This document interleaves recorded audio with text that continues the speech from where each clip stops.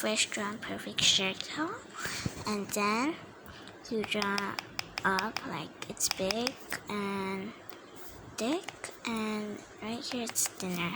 So that's boom. Done. Now we're going to rub it. So let's rub. Wait. Okay, done rubbing, but not like this. That's this.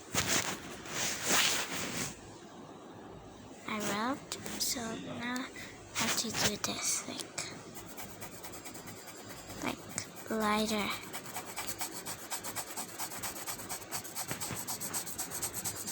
See it? And then we rub it again.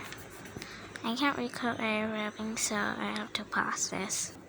Okay, I got it. Okay, now let's draw like these cucumbers. So like, just like draw a mini cucumber right here because it's small. So let's rub it. So let's